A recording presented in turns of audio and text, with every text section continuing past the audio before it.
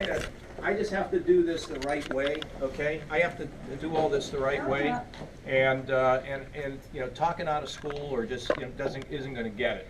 And my veto messages, whenever they do come, they speak for themselves. Could we talk to you as an extension of what you were just talking about in here?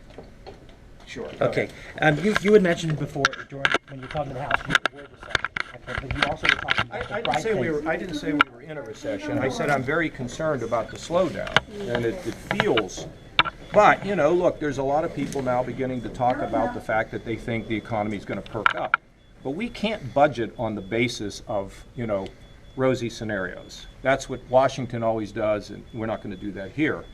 And there's a lot of tough decisions that need to be made up front. Sometimes it's easy to ignore the tough decisions, but we can't do that because one of the greatest things we have going for us in our state is that we've got balanced budgets and people like how it feels, including what Jobs Ohio brings us. So, but I'm concerned about the slowdown. I've said it for how many months now, but I don't want to be crying wolf. I just want to say we have to be careful. Why do you think it's happening to Ohio but not the nation as a whole? Oh, it is happening. It's happening to, like 20 states are just reporting dramatic drops, and there are many states that have made massive cuts in their budgets. And so that's happened. And look, what's happening is, in a nutshell, when you take a look at revenues,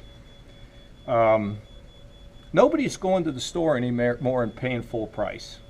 When we go out and do our Christmas shopping, we're going to the discounts.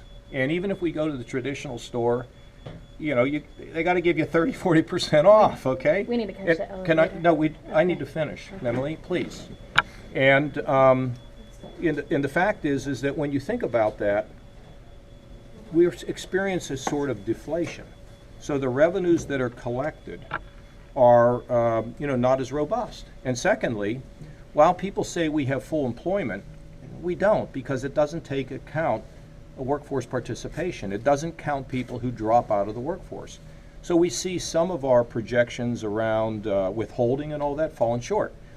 I mean, we've been very, very fortunate for 6 years, and we'll keep plugging on it, but we're not going to be in a position of where we're going to ignore things or have a rosy scenario.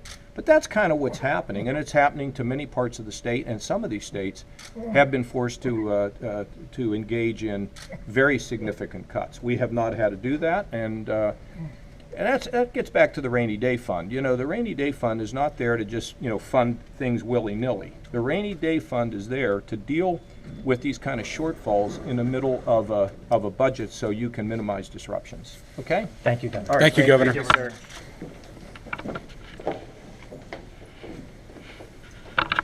See you all. Merry Christmas. Happy holiday. Merry Christmas.